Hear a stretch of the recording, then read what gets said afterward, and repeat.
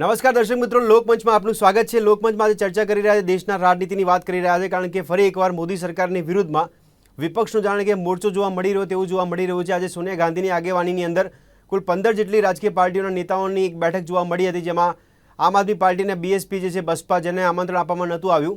તો ચર્ચા કરી રહ્યા છે આપણે કે આ વિપક્ષનો મોરચો ફરી એકવાર જ્યારે ઊભો થયો છે ત્યારે કેટલો સફળ સાબિત થશે અને એજન્ડા શું છે, કારણ કે આગામી વર્ષમાં એટલે કે 2022ની અંદર ઘણા રાજ્યોની અંદર વિધાનસભાની ચૂંટણી પણ આવી રહી છે અને આગામી સમયની અંદર ભવિષ્યમાં 2024ની પણ ચૂંટણી જોવા મળી રહી છે, એટલે કે લોકસભાની ચૂંટણી 2024માં યોજાવાની છે। તો બંને ચૂંટણીઓને ટાર્ગેટ રાખીને શું વિપક્ષ દ્વારા એકજૂટ થઈને વિપક્ષી બેઠક જોવા મળી રહી છે કે કેમ, તેની પર ચર્ચા કરી રહ્યા છે। મારી સાથે ચર્ચામાં જોડાયા છે અશોક પંજાબી કે જેઓ કોંગ્રેસના પ્રવક્તા છે, ડૉક્ટર કમલેશ રાજગોર કે જેઓ નેતા બીજેપી છે, અને પ્રવીણ વ્યાસ જોડાયા છે કે જેઓ રાજકીય વિશ્લેષક છે। આપ ત્રણેયનું સ્વાગત છે ચર્ચામાં।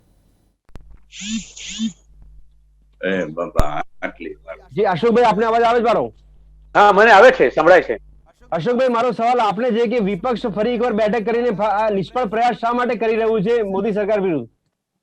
મને લાગે છે કે ભારતના રાજકારણમાં આજે એક સકારાત્મક ઘટના થઈ છે જી, અને મોદી શાસનની તાનાશાહી સામે અને મોદીશાહીના મૂડીવાદી અને ઉદ્યોગપતિઓના સમર્થન ગરીબ વિરોધી નીતિઓની સામે જ્યારે તમામ વિરોધ પક્ષો એક નક્કી કરતા હોય અને સમાન વિચારધારા હોય અને સમાન લક્ષ્યાંક હોય, કારણ કે ભારતનો લોકશાહી મગ ખતરામાં નથી, પણ ભારતની આખી સિસ્ટમ વ્યવસ્થા જે 60-70 સાલમાં મહેનતથી બધા ભેગા થઈને ઉભી કરી હતી, જેમાં પોતે અટલ બિહારી વાજપેયી પણ સામેલ હતા, એ તમામ સિસ્ટમ વ્યવસ્થા તોડવાનું કામ આજના વડાપ્રધાન કરી રહ્યા હોય ત્યારે બધા વિરોધ પક્ષ આ વાતને સમજી લીધી છે અને સમજ્યા પછી આજે બધા ભેગા થયા હતા અને ભેગા થઈને એ પ્રયત્નો કરી રહ્યા છે। અને આપ જાણો છો ભદ્રેશભાઈ કે શ્રીમતી ઇન્દિરા ગાંધી સામે પણ 1974-75માં ઇમરજન્સી હતી ત્યારે તમામ વિરોધ પક્ષો ભેગા થયા નહોતા, પણ એક થઈ ગયા। અશોકભાઈ, કમનસીબી કેમ જોવા મળી રહી છે? વિપક્ષો ભેગા થઈ રહ્યા છે તો આમ આદમી પાર્ટી નહીં, બીએસપી નહીં, એ લોકોને આમંત્રણ શા માટે નથી આપવામાં આવ્યું? એ પ્રક્રિયામાં સામેલ થવાના છે જ। આમ આદમી પાર્ટી કે બીએસપી અલગ નહીં રહેવાના। હવે 2024 થોડીક અત્યારે સમય છે, એ પ્રક્રિયાની અંદર સામેલ થઈ જવાના છે, કારણ કે આવતા વર્ષે ચૂંટણીઓ છે, યુપીમાં છે, પંજાબમાં છે, દરેક જગ્યા ઉપર ચૂંટણીઓ છે। તો વિપક્ષ આમે સામે તો એ ચૂંટણીઓની અંદર આમે સામે છે, એટલે આની અંદર શક્યતા છે, પણ આ પ્રોસેસ છે, આ પ્રક્રિયા છે। અને એક વાત બિલકુલ વસ્તુ છે કે સમજી લો, શ્રીમતી સોનિયા ગાંધી બધાને એક નથી કરી રહી। આ મોદી શાસનની જે કુરૂપતા છે, મોદી શાસનનું જે કુશાસન છે, મોદી શાસનનું જનતા વિરોધી જે અભિગમ છે, એની સામે વિરોધ પક્ષો બહુ સંવેદનશીલ છે। અશોકભાઈ, સવાલ એ થાય છે કે શું મોદી સરકારે વિપક્ષની પરિસ્થિતિ એટલી કથળી કરી નાખી છે કે વિપક્ષ પોતાના અસ્તિત્વ માટે આ બેઠકો કરી રહ્યું છે? અસ્તિત્વ માટે નહીં, દેશના અસ્તિત્વનો સવાલ છે આ કોઈ રાજકીય પક્ષોનો અસ્તિત્વનો પ્રશ્ન જ નથી। કોંગ્રેસ તો 135 વર્ષ જૂની પક્ષ છે, આવા ઘણા ઉતાર ચઢાવ કોંગ્રેસે તો જોયા છે, ઘણી તકલીફો જોઈ છે, તો પાછું કોંગ્રેસ તો ઉભું થયું છે। અને બીજા પણ વિરોધ પક્ષો જે છે, દાખલા તરીકે શરદ પવાર હોય કે મમતા હોય કે બે હોય, તે એ બધા તુફાનોમાંથી નીકળેલા છે, એમનો અસ્તિત્વનો પ્રશ્ન નથી। પણ અશોકભાઈ, વિપક્ષ તો 2019 પહેલા પણ ભેગું થયું હતું અને પરિણામ કશું આવ્યું નહીં। વિપક્ષ 2019 પહેલા પણ ભેગું થયું હતું। મારો સવાલ છે કે નિષ્ફળ પ્રયત્ન શા માટે કરે છે વિપક્ષ? ના, પ્રયત્ન છે, નિષ્ફળ પ્રયત્ન, સફળ પ્રયત્ન તો સમય બતાવશે, પણ એક વસ્તુ સાચી છે કે બધા વિરોધ પક્ષોને એક કરવામાં પોતે સંઘ પરિવાર અને પોતે મોદી શાસન ને અમિત શાહનું જે કુશાસન છે એ કારણભૂત આ છે। અશોકભાઈ, મારો સવાલ એ છે કે સંઘ અને ભારતીય જનતા પાર્ટી આ બે સામે જયારે આટલી બધી વિપક્ષી પાર્ટીઓ ભેગી થાય છે તો પરિણામલક્ષી બેઠકો કેમ નથી થતી અથવા પરિણામ કેમ નથી મળતું વિપક્ષને?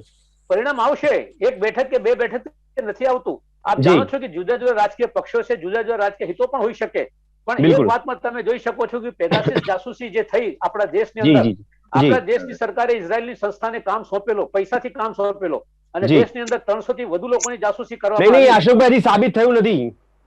નહીં, સાબિત છે જ, કારણ કે વાત કરી હતી કે અમે કોઈ પણ દેશની સરકારને પૂછ્યા વગર કે કામ કરતા જ નથી, એ સરકારની સંમતિ છે જ। અને સુપ્રીમ કોર્ટે પણ પોતે કીધું છે કે અને પોતે કમિટી બનાવવાની તૈયારી બતાવી છે આ સરકારે। અને સૌથી મોટી વસ્તુ આ છે કે સરકાર એટલી ગભરાય છે, સરકાર એટલી ડરે છે, અને મોદી શાસન જેવો ડરપોક કોઈ શાસન આજ સુધી નથી થયો। શા માટે જોઈન્ટ પાર્લામેન્ટરી કમિટી જેપીસી માં નથી આપવામાં આવતી? જેપીસીસી માં પોતે ભાજપ સત્તાધારી પક્ષના લોકો પણ સામેલ હોય છે, અને જ્યારે બોફોર સામે વાત થઈ હતી, વિરોધ પક્ષે સવાલ ઉઠાવ્યો હતો પાર્લામેન્ટમાં, રાજીવ ગાંધીએ, આજે રાજીવ ગાંધી, મહાન રાજીવ ગાંધી અમારા દેશના નેતા હતા, એમનો જન્મ દિવસની પુણ્યતિથિ છે.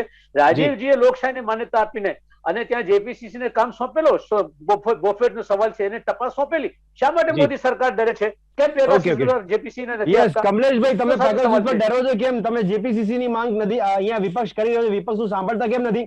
શું ભાજપે નક્કી કર્યું છે કે વિપક્ષને જોવાનું નહીં, વિપક્ષ છે જ નહીં ભારતમાં, એવું માની લેવાનું? મારા પૂરેપૂરા તમે જે પ્રશ્ન પૂછ્યો એનો જવાબ તમે જ ભદ્રેશભાઈ આપી દીધો કે વિપક્ષ અત્યારે પોતાના અસ્તિત્વ માટેની લડાઈ લડી રહ્યો છે. બિલકુલ, પોતે નેસ્ત નાબૂદ થઈ ગયો છે અને એ અસ્તિત્વ ટકાવવા માટે શાસ્ત્રમાં પણ કીધું છે કે જ્યારે કોઈ પણ વિચારધારા એક ના હોય, જેના પ્લસ માઇનસ કાંઈ મળતું ના હોય, છતાં પણ બધા એક થાય તો સમજવું કે જે શાસન કરતા છે, જે સત્તાધારી સરકાર છે, એ યોગ્ય દિશામાં કામ કરી રહી છે. પણ કમલેશભાઈ, ભારતીય જનતા પાર્ટીએ સંસદમાં તો એવું કીધું કે વડાપ્રધાન શ્રીએ નિવેદન આપ્યું કે વિપક્ષ છે સંસદ ચાલવા દેતું નથી. એનો મતલબ સત્તા પક્ષને અહેસાસ થયો કે વિપક્ષ છે? નહીં, ચોક્કસ સંસદમાં તમે જોયું છે કે સત્તાધારી પક્ષની સામે વિપક્ષ આપણને જે સંસદની કાર્યવાહી છે એ ખોરવી રહ્યું છે અને જે પણ પ્રજાના પૈસાનું અહિત અથવા નુકસાન કરી રહ્યું છે લોકો જોઈ રહ્યા છે. પણ લોકોની વચ્ચે જે વિકાસના કામો લઈને મોદી સરકાર આગળ વધે છે ત્યારે માત્ર અને માત્ર વિરોધ કરવા માટે. એક મિનિટ અશોકભાઈ, પણ કમલેશભાઈ, દેશની પ્રજાએ શું માનવું? કમલેશભાઈ, દેશની પ્રજાએ શું માનવું કે એક બાજુ ભારતીય જનતા પાર્ટી કહે છે કે દેશમાં વિપક્ષ જ નથી અને ચોમાસું સત્ર ચાલે ત્યારે ભારતીય જનતા પાર્ટી એવું કહે છે કે વિપક્ષ ચાલવા દેતું નથી, તો ભરોસો કઈ ભારતીય જનતા પાર્ટી પર કરો? ચોક્કસ પ્રજાની વચ્ચે ક્યાંય વિપક્ષ છે જ નહીં. પ્રજાના હિતો કામ કરતા કરતા ભારતીય જનતા પાર્ટીએ છેવાડાના માનવી સુધી એવું કામ કર્યું છે. તમે નક્કી કરો વિપક્ષ છે કે નહીં, જે દેશને આગળ લઈ જવાનું તમે નક્કી કરો વિપક્ષ છે કે નહીં, કારણ કે તમે ક્યારેય વિપક્ષ પ્રજાની વચ્ચે નથી. સંસદની અંદર અને સંસદની અંદર બી તમે જોવો સાહેબ, કમલેશભાઈ, ભારતીય જનતા પાર્ટી કન્ફ્યુઝ છે કે શું? મને એવું લાગે છે કે આ 15 શું ગમે તેટલા જ વિપક્ષો એક થશે તો પણ સત્યને દબાવી નહીં શકે અને કમલેશભાઈ, ભારતીય જનતા પાર્ટી કન્ફ્યુઝ લાગે છે. કમલેશભાઈ, ભારતીય જનતા પાર્ટી કન્ફ્યુઝ છે. કન્ફ્યુઝ થાય. તમે એક બાજુ દેશમાં એવું કહો છો, દેશમાં એવું કહો છો કે વિપક્ષ છે જ નહીં. કમલેશભાઈ, સવાલ સાંભળો. તમે દેશમાં કહો છો વિપક્ષ છે નહીં અને સંસદમાં તમે એવું કહો છો કે વિપક્ષ હેરાન કરે છે, તો તમે નક્કી કરો કે તમારું સ્ટેન્ડ શું છે? સંસદની કાર્યવાહીમાં આપ સૌ જોઈ શકો છો કે સંસદની કાર્યવાહીની જે પ્રણાલી હોય એ પ્રણાલી તોડીને કોણ ડિસ્ટર્બ કરી રહ્યું છે? અરે કમલેશભાઈ, 2009 કમલેશભાઈ 2009 થી 2014 નો રેકોર્ડ છે કે વિપક્ષી પાર્ટીએ સરકારને સંસદ ચલાવવા દીધું નથી. એવો રેકોર્ડ ભારતીય જનતા પાર્ટીના નામે છે. 3 મહિના સુધી 3 મહિના તો અત્યારે તો વિપક્ષ એ જ કરતું હતું ને, વિપક્ષ પણ એ જ કરતું હતું ચોમાસા સત્રમાં. આજે પ્રજાની દિલની અંદર પ્રજાના હિતોના કામ નહીં કરી અહિત કરનાર લોકો એને વિપક્ષ બિલકુલ એનું સ્થાન નથી. ઓકે, કમલેશભાઈ મુદ્દા પર આવી. કમલેશભાઈ મુદ્દા પર આવી. બેઠકનો એજન્ડા આપને શું લાગે છે? ભારતીય જનતા પાર્ટીની આટલી બધી શાસનની કુશાસન જોવા મળી રહ્યું છે કે વિપક્ષ આટલું બધું ભેગું થઈ રહ્યું છે?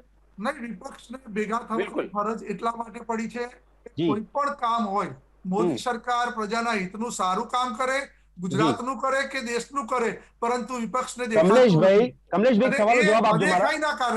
અદેખાઈના કારણે એકલા કમલેશભાઈ, મને ખબર નથી કે વિપક્ષ શેના માટે ભેગું થયું છે. કમલેશભાઈ, મને ખબર નથી વિપક્ષ શેના માટે ભેગું થયું, પણ મારો સવાલ છે, એક સવાલ છે કમલેશભાઈ, કે અસમર્થ લોકો, અસમર્થ લોકો જ્યારે ભેગા થાય અને એ ગમે તેટલો વિરોધ કરે, પરંતુ એનો કોઈ જે પરિણામ છે એ આવવાનું નથી. કમલેશભાઈ, મારો સવાલ એ છે, કમલેશભાઈ સવાલ એ છે કે મોદી સાહેબનો વિરોધ, મોદી સાહેબની અગેન્સ્ટ એજન્ડા. અરે કમલેશભાઈ, એક સવાલનો જવાબ આપો મને ખબર નથી વિપક્ષનો એજન્ડા શું છે, પણ મારો સવાલ આપના માટે છે. કમલેશભાઈ, આપને શું લાગે છે કે મોદી શાસનમાં મોંઘવારી જો લોકોને નડતી હોય તો વિપક્ષે ભેગું થવું જોઈએ કે ના થવું જોઈએ? નહીં, લોકોને નડતો હશે તો લોકો ભેગી થાય. અચ્છા, એટલે તમે રાહ જોવો છો કે પ્રજા ક્યારે રોડ પર આવે? અચ્છા, પ્રજા રોડ ઉપર આવશે નહીં તો વિપક્ષ કોના માટે છે? પ્રજા માટે છે? નહીં, વિપક્ષ. એક મિનિટ કમલેશભાઈ, ફરી આપ કન્ફ્યુઝ થઈ ગયા છો. કમલેશભાઈ, તમે ફરી કન્ફ્યુઝ થયા છો. કમલેશભાઈ, તમે ફરી કન્ફ્યુઝ થઈ રહ્યા છો. તમે વિપક્ષ તરીકે તમે ભૂમિકા ભજવી છે ત્યારે તમે પ્રજા માટે ભૂમિકા ભજવતા હતા કે ખાલી પાર્ટી માટે? નહીં, પ્રજા માટે ને પ્રજાના તો દિલમાં અત્યારે આજે વિપક્ષ પણ એ જ કરી રહ્યું છે ને. વિપક્ષ હતા ત્યારે પણ પ્રજાના દિલમાં હતા, અને વિપક્ષમાંથી સત્તાધારી પક્ષ અમને ત્યારે જ બનાવ્યો છે પ્રજાએ, કે જ્યારે અમે પ્રજા કમલેશભાઈ, કમલેશભાઈ, કોંગ્રેસના શાસનમાં બી પ્રજા બહાર નથી નીકળતી, વિપક્ષ બહાર નીકળતું હતું. અત્યારે તમે પ્રજાની રાહ જુઓ છો કે પેટ્રોલ જેટલા ભાવ એટલે ઘટાડે કે જો પ્રજા બહાર આવે તો? જ્યારે 2012 ની આગળ જ્યારે પણ જે બી મોટા જે બી વિરોધ પક્ષોએ કામ કર્યા છે એમાં પ્રજા સૌ સાથે મળીને કામ કર્યું ઓકે, અશોકભાઈ તમે જવાબ આપો. પહેલા એક સવાલ છે મારો. વિપક્ષો ભેગા થયા હોય, અચ્છા, પણ આમ અશોકભાઈ. આદમી પાર્ટી અને બીએસપી અશોકભાઈ, મારો સવાલ એ છે કે વિપક્ષ એટલે ભેગું થયું છે કે 2022 ની ચૂંટણી મહત્વની છે. માત્ર ને માત્ર વિકાસના કામોમાં રોડા બરાબર. નાખવાનો એકમાત્ર એજન્ડા છે. ઓકે, અશોકભાઈ, મારો સવાલ એ છે કે 2022 ના ટાર્ગેટ માટે આ વિપક્ષી પાર્ટીઓ ભેગી થઈ છે, કારણ કે ચૂંટણીમાં થોડુંક તો અસ્તિત્વ બતાવવું પડશે, પ્રજાને નોંધ લેવી પડે, એવી તો કામગીરી કરવી પડશે ને વિપક્ષે. એટલા માટે આ બેઠક છે. વિપક્ષ માટે સૌથી મોટો જે પ્રશ્ન છે અત્યારે, ફરી આપને કહું ભદ્રેશભાઈ, આ જી. દેશમાં લોકશાહીના તમામ મૂલ્યોનું ખંડન થઈ રહ્યા છે અને જી. એની સરકારી મિલકતો વેચી દેવામાં આવી છે. ઘણી વાર નરેન્દ્રભાઈ એમ કહેતા હતા કે મેં દેશ બીકને નહીં દૂંગા, આખું દેશ વેચી રહ્યા છે, વિદેશી જી. પૂંજીને અહીંયા લાવીને એના હાથમાં બધું આપી રહ્યા છે. જી. ટાટા બિરલા તો ઠીક છે, પણ અદાણી અંબાણીને આખું એરપોર્ટ થી માંડીને રેલવે થી માંડીને એરપોર્ટ થી પોર્ટ થી બધા એ સોંપી રહ્યા છે. એટલું જ નહીં, આ કૃષિ કાયદાઓ બનાવીને ખેતી પણ એમને સોંપી દેવામાં આવી રહી છે. એટલે આખા દેશની લોકશાહી અને ગરીબોનું અસ્તિત્વ ખતરામાં છે. રાજકીય પક્ષોનું અસ્તિત્વ ખતરામાં નથી, એ તો અચ્છા. મૂલ્યોના કારણે ભેગા થઈ રહ્યા છે. હું સીધો સવાલ કમલેશભાઈને પૂછવા માંગુ છું કે બોલો, બોલો. તમે જયારે ભેગા થયા હતા 1974-75 માં ને જનતા પાર્ટી બનાવીને ઉભા થયા હતા, ત્યારે તમે તો જનસંઘમાં હતા. જી, જી. જનસંઘ તો દીપક તમે બુઝાડી દીધું, જનસંઘને ભૂલી ગયા હતા. તમે જનતા પાર્ટીમાં Yes, આવ્યા, જનતા પાર્ટીને તોડીને તમે એમાંથી ભાજપ ઉભું કર્યું. એક મિનિટ અશોકભાઈ, આપનો જવાબ આપે તમે લોકોએ. કમલેશભાઈ. કમલેશભાઈ જવાબ આપો. તમે કમલેશભાઈ, અશોકભાઈ કીધું કે દેશ બેચને નહીં દૂંગા, આવું મોદીજીએ કીધું હતું, અને અશોકભાઈ ચોખ્ખો આક્ષેપ કરી રહ્યા છે કે તમે તો દેશની ઘણી બધી અસ્કયામતો વેચી રહ્યા છો. આ વસ્તુ વેચી દેવાની જે વાત છે એ તદ્દન ગેરમાર્ગે અને પેલા એક એરપોર્ટમાં અદાણી સાહેબ, એરપોર્ટ નથી લખ્યા? સાહેબ, વલ્લભભાઈ દેશના પટેલનું નામ ખસાડીને અદાણી એરપોર્ટ લખી દીધું. એનું ક્યાંક ને ક્યાંક દેશના લોકોને કામ હા. આવે, લોકહિતમાં જે કામ થાય છે એ કામ કરી રહી છે. અચ્છા. ભારતીય જનતા પાર્ટી 1980 ની અંદર જ્યારે જનસંઘ છોડી અને જ્યારે ભારતીય જનતા પાર્ટીની સ્થાપના કરી ત્યારે જનતા એનો પાર્ટી એજન્ડા તોડી. જે હતો એ અશોકભાઈ કઈ કંપનીઓ વેચી દીધી? fulfill ન થયો, એટલે છે સાહેબ જનતા એ પાર્ટી ભારતીય તોડીને જનતા ભાજપ પાર્ટીનું બનાવ્યું. અસ્તિત્વ અશોકભાઈ, કંપનીનું નામ બોલો. હું અશોકભાઈ, કંપનીનું નામ બોલો. કઈ કંપની વેચી દીધી કે સરકારે? કટોકટી સમયે જે સમયે કટોકટીની અંદર ઇન્દિરા ગાંધીની સામે જે સામનો કર્યો હતો અને વિપક્ષે કમલેશભાઈ, કર્યો હતો, કમલેશભાઈ, હા, ત્યારે તમે બધા એક થયા હતા. અને આજની ત્યારે શા માટે એક થયા હતા? આજની એ શા માટે એક પરિસ્થિતિની થયા અંદર હતા? પ્રજા બિલકુલ વિમુખ છે વિપક્ષથી. કમલેશભાઈ, તમે પ્રજા શા માટે એક થયા હતા? કંપનીનું નામ બોલો. થઈએ જે પ્રજાનો અશોકભાઈ, કંપનીનું નામ બોલો. કઈ બહિષ્કાર કંપની મળે વેચી છે. દીધી મોદી સરકારે? કઈ કંપની વેચી દીધી અશોકભાઈ? કંપનીના નામ યાદ હોય તો આપણે બોલો. કંપની ઘણી કંપનીઓ, પબ્લિક સેક્ટરની તમામ કંપનીઓ વેચવાની કોશિશ આ લોકો કરી રહ્યા છે. કોઈ એક એક્ઝામ્પલ, કોઈ એક એક્ઝામ્પલ. આ એરપોર્ટ સામે છે, રેલવે સામે છે. અચ્છા. લાલ કિલ્લો વેચી દીધો છે. અચ્છા, કમલેશભાઈ, તમે લાલ કિલ્લો વેચી દીધો છે, દેશને ખબર એર નથી. ઇન્ડિયા વેચી રહ્યા છે. કમલેશભાઈ, કમલેશભાઈ, તમે લાલ કિલ્લો વેચી દીધો એવું કહે છે અશોકભાઈ, દેશને ખબર નથી? પરિવર્તન આવી ગયું. આ બે મોઢાની વાત કરી છે કમલેશભાઈ, સવાલ સાંભળો. પ્રજા કમલેશભાઈ, જાણી ગઈ છે અને કમલેશભાઈ, વિપક્ષનો ગંભીર આક્ષેપ છે. કમલેશભાઈ, ખૂબ જ ખતરામાં આવવાનું. કમલેશભાઈ, વિપક્ષનો ગંભીર આક્ષેપ, તમે લાલ કિલ્લો વેચી દીધો, દેશની પ્રજાને ખબર નથી, અશોકભાઈ કહી રહ્યા છે.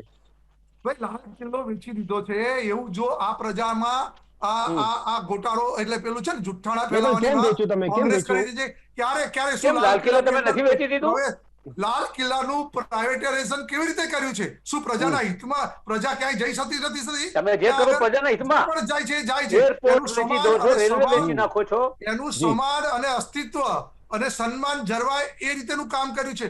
હા, ચોક્કસ આવનારા દિવસોની અંદર એનું સાવ અસ્તિત્વ મટી જાય જો આ રીતે ન કર્યું હોત તો. ધીમે ધીમે ભૂલાઈ ડિફેન્સ જાય. વેચી રહ્યા છે. આપણી અસ્મિતા રાફેલના સોદામાં તમે ગડબડ કરો છો. કમલેશભાઈ, આપે કીધું ખાનગીકરણની વાત કરી, તો આપ જે દેશની અસ્કયામતોનું ખાનગીકરણ કરી રહ્યા છો, દેશના હિતમાં છે, પ્રજાના હિતમાં છે? નહીં, ચોક્કસ જે બી વસ્તુમાં જ્યાં બી જરૂરી હોય જ્યાં જ્યાં ખાનગીકરણ થાય છે ત્યાં મોંઘવારી થાય છે, તેનો ભાવ વધે છે, ખાનગીકરણ પણ અમુક પૈસા ખાનગી લોકોના હાથમાં જાય છે. ખાનગીકરણ એટલે એવું નથી કે ખાનગીકરણ એટલે કોઈ પણ કંપની પ્રજાની લૂંટ ચલાવે. ઓકે, ઠીક છે. કમલેશભાઈ, અશોકભાઈ, વિપક્ષ પર આવીએ આપણે. સરકારની આ રાહબરી નીચે જે કામ કરતા હોય છે. અશોકભાઈ, વિપક્ષ પર આવીએ. વિપક્ષમાં તમે બે પાર્ટીઓને આમંત્રણ નથી આપ્યું. વિપક્ષમાં તમે બે પાર્ટીને આમંત્રણ નથી આપ્યું, તો અહીંયા સૌથી પહેલા સંકેત અને શંકાસ્પદ બાબત ઉભી થાય છે કે વિપક્ષમાં એકજૂટતા દેખાતી જ નથી અને 15 પાર્ટીઓને ભેગી કરીને બેઠક કરી રહ્યા, ખાલી ફોર્માલિટી કરી રહ્યા છો શું? ના એમાં અમે તમે જોઈ શકો શરદ પવાર હાજર હતા, ઉદ્ધવ ઠાકરે હાજર હતા, મમતા બેનર્જી છે, સ્ટાલિન છે, એટલે આ દેશના તમામ મોટા લોકોના બધા વિરોધ પક્ષો સામેલ છે. વાંધો શું છે? અરવિંદ કેજરીવાલને વાંધો શું છે? ને અરવિંદ કેજરીવાલ હોય કે પછી માયાવતીજી હોય, એ આગળ ચાલીને સાથે આવશે, આજે નહીં તો કાલે આવશે, કારણ કે એમને ખબર પડી રહી છે ધીરે ધીરે. અરવિંદ કેજરીવાલ ખબર પડી રહી છે શું થાય છે, માયાવતીને ખબર પડી રહી છે કે ભારતીય જનતા પાર્ટી શું કરશે આગળ ચાલીને. આ દેશમાં તમામ વિરોધ પક્ષોને ખતમ કરીને, લોકશાહીને ખતમ કરીને એક તાનાશાહી ડિક્ટેટરશિપ લાવવાનું કામ નરેન્દ્રભાઈ મોદી અને અમિત શાહ બંને ભેગા થઈને કરી રહ્યા છે. અશોકભાઈ, તમે અશોકભાઈ, ચોમાસુ સત્ર દરમિયાન રાહુલ ગાંધીએ બ્રેકફાસ્ટ ડિપ્લોમેસી અપનાવી હતી, શું પરિણામ આવ્યું? આ બ્રેકફાસ્ટ ડિપ્લોમેસી શું હતું અશોકભાઈ? વાત કરી કે આ પ્રક્રિયા છે, આ દેશ બચાવ, ભારત બચાવ મોટો પ્રશ્ન છે અત્યારે. તમામ વિરોધ પક્ષો 9મી તારીખે તમે જાણો છો કે 9મી ઓગસ્ટે ક્રાંતિના દિવસે આખા દેશમાં ક્વિટ ઇન્ડિયાની આંદોલન ચાલુ કરેલો મહાત્મા ગાંધી. ભાઈ, તમે ભારત બચાવની વાત કરી રહ્યા છો. તમે ભારત બચાવની વાત કરી રહ્યા છો. તમે ભારત બચાવની વાત કરી રહ્યા છો. તમે જ હમણાં તમારા જવાબમાં કીધું કે દેશની ઘણી બધી એસકેમાં તો વેચાઈ ગઈ છે, તો તમારી નજર સામે આ બધું થઈ ગયું, તમે બચાવી ના શકીને હવે તમે કહો છો કે દેશ બચાવવા નીકળ્યા છે? એની સામે અમે વિરોધ કરીએ છીએ, લોકશાહી ઢંગથી અમે વિરોધ કરીએ છીએ. અમારી કોઈ ચર્ચા કરતા નથી લોકસભામાં, રાજ્યસભામાં ચર્ચા થવા દેતા નથી, મોંઘવારીના મુદ્દા પર ચર્ચા થવા દેતા નથી, પેગાસસના મુદ્દાઓ પર ચર્ચા કરવા દેતા નથી, અને કૃષિ બિલ તો એમને પાસ કરી નાખ્યું રાજ્યસભામાં, બધા માઇકોના બંધ કરીને ધવની અવાજથી પાસ કરી નાખ્યું, અને કેટલા બિલો પાસ થઈ ગયા, કોઈ સ્ટેન્ડિંગ કમિટીમાં બિલ જતા નથી. હકીકતની અંદર તો જે બિલ આવે છે પાર્લામેન્ટનો પહેલા સ્ટેન્ડિંગ કમિટીમાં જાય છે, સ્ટેન્ડિંગ કમિટી સુધારો વધારો કરીને પાછો મોકલે છે. અશોકભાઈ, તમે સત્રમાં તમે ચર્ચા કરવા માટે તૈયાર જ નથી. વડાપ્રધાને નિવેદન આપ્યું છે કે આ વિપક્ષ કરી રહ્યું છે, દેશની જનતાનું અપમાન અને લોકશાહીનું અપમાન કરી રહી છે. દેશની જનતાનું અપમાન પોતે નરેન્દ્રભાઈ પોતે આ દેશના વડાપ્રધાન કરી રહ્યા છે. કેવી રીતે કરે છે? 100 કરોડ, હવે 100 લાખ કરોડની વાત કરી પાર્લામેન્ટ ઉપર લોકસભામાંથી, 100 લાખ કરોડની, હવે 22 લાખ કરોડની વાત કરી હતી સીતારમણજીએ. 500 રૂપિયા કોઈના જેબમાં નથી પહોંચ્યા, કોઈનો અર્થતંત્રને કોઈ ગતિ મળી નથી.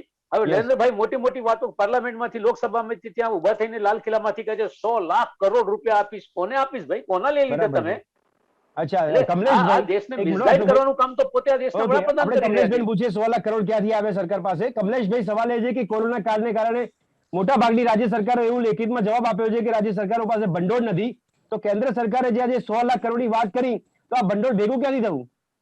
જો ચોક્કસ હું પહેલા જે વિષય ઉપર વાત કરું છું, હું 100 કરોડની વાત કરું છું, તો રાજ્ય સરકારને 100 લાખ કરોડ આ ભારતીય જનતા પાર્ટી એકદમ સભાન અવસ્થામાં ખોટી વાત નથી કરતા. અશોકભાઈ, તમે જે 15 પાર્ટીઓ એક થાય છે, મને એમ કહો હવે લોકશાહીની અંદર તમને એ ભેગા થવાનો અધિકાર છે, પરંતુ મને એમ તો કોઈ એનો લીડર કોણ બનશે? શું તમે 24 પાર્ટી ભેગા થઈ હતી, તમે એનડીએમાં 24 પાર્ટીઓ ભેગી થઈ. જેવા ભેગા થશો એવા એક પછી એક લોકો પોતાને જાતને વડાપ્રધાન. તમારામાં શું થયું? રામબાબુ અકાલી દળ તમારાથી નીકળી ગયા. અરે ભાઈ, આવનારા દિવસોની અંદર તમે અકાલી દળને સંભાળી શક્યો નહીં. અરે એક વિચારધારા નથી, તમે શિવસેનાને સંભાળી શક્યા નહીં. કમલેશભાઈ, અશોકભાઈ, કમલેશભાઈની વાત યોગ્ય છે. તમારી પાસે લીડર કોણ છે? વિરોધ કરો ને અશોકભાઈ, વિપક્ષનું લીડર કોણ? રાહુલ ગાંધી કે બીજું કોઈ? લીડર તો સવાલ નથી આમાં. અશોકભાઈ, આપે તો ઘણા બધા આંદોલન કર્યા છે. અશોકભાઈ, આપે તો ઘણા બધા આંદોલન કર્યા છે. એક આગેવાની જરૂરી છે, તો આટલી બધી પાર્ટીઓ ભેગી થઈ છે, તો લીડરશિપ કોણ લેશે? રાહુલ ગાંધી કે ઉદ્ધવ ઠાકરે કે મમતા બેનર્જી? લીડર દેશની પ્રજા બનશે. લીડર દેશની પ્રજા બનશે કમલેશભાઈ. લીડર દેશની પ્રજા બનશે. તમે કીધું અશોકભાઈ, તમે અત્યારે વિપક્ષમાં કીધું કે સોનિયા ગાંધી બેઠક નથી કરી રહ્યા, સોનિયા ગાંધીએ મીટિંગ નથી ગોઠવી, તો કોક તો લીડર હશે ને? આ લીડર આ વિપક્ષની બેઠકની આગેવાની કોણ કરી રહ્યું છે? મેં તમને કીધું સોનિયા ગાંધી જે મીટિંગ બોલાવી છે, અને સોનિયા ગાંધી જે મીટિંગ ની અંદર આજે બધા હાજર હતા, પણ સવાલ આ છે કે બધાને એક કોણ કરી રહ્યો છે? હું કહું છું પોતે નરેન્દ્રભાઈ મોદી ને અમિત શાહ બંને જવાબદાર છે. કોંગ્રેસ આટલી નબળી થઈ ગઈ છે અશોકભાઈ, કોંગ્રેસ આટલી નબળી થઈ ગઈ છે કે આટલી બધી વિપક્ષી પાર્ટીઓને બોલાવી મીટિંગ કરવી પડે છે.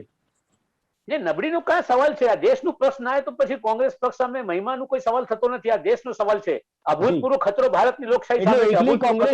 એકલી કોંગ્રેસ ભારતીય જનતા પાર્ટી ખાનગીકરણના કારણે ગરીબોને, કામદારોને, ખેડૂતોની શું હાલત છે? આજે 10-10 મહિનાથી ખેડૂતો આંદોલન કરે છે અને સાંભળવાનો સમય નથી. આ દેશના વડાપ્રધાનને ચકલી મરી જાય તો તેને સંવેદના આપે છે, ત્યાં મોટી મોટી વાતો થાય છે. લાખો ખેડૂતોની જિંદગીનો પ્રશ્ન છે, કશું બોલતા નથી. એક સવાલનો જવાબ આપો. 135 વર્ષ જૂની કોંગ્રેસ પાર્ટી એટલી નબળી થઈ ગઈ છે કે ભારતીય જનતા પાર્ટી સામે લડત નથી આપી શકતી એકલા હાથે? એ નબળા સાબડાનો સવાલ નથી, આ પ્રક્રિયાનો સવાલ છે. મેં તમને કીધું કે ઐતિહાસિક રીતે ઘણીવાર ઘણા પક્ષો આ શું હતું, ભારતીય જનતા પાર્ટી પાસે બે જ બેઠક હતી એક જમાનામાં, એમની ડિપોઝિટો જપ્ત થતી હતી, ગુજરાતની ડિપોઝિટો જતી હતી. કોંગ્રેસ પાસે 40-50 વર્ષનું શાસન હતું.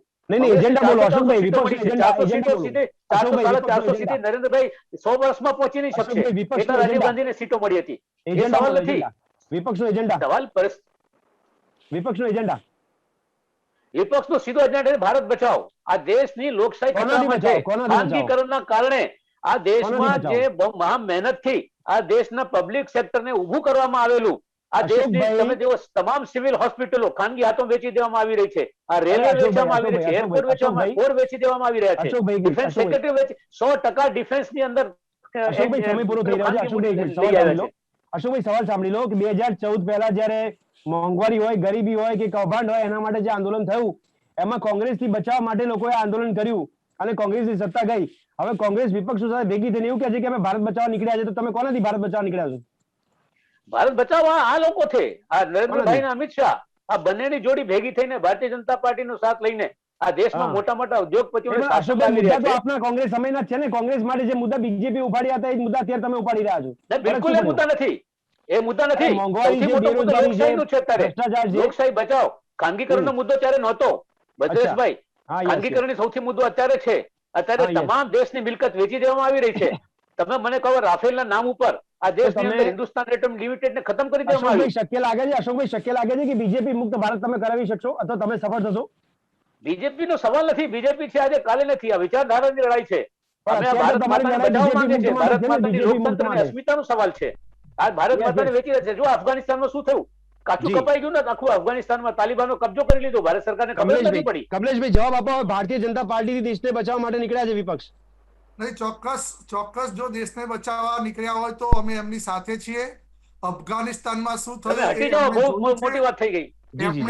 એમણે જોયું છે અને એ રાષ્ટ્રને મજબૂત કરવા માટે અત્યારે અગાઉ 2014 પહેલા શું પરિસ્થિતિ હતી અને આજે આ રાષ્ટ્રનું દેશની અંદર, દુનિયાની અંદર કેવું નામ છે એ લોકો જાણે છે. શું નામ છે?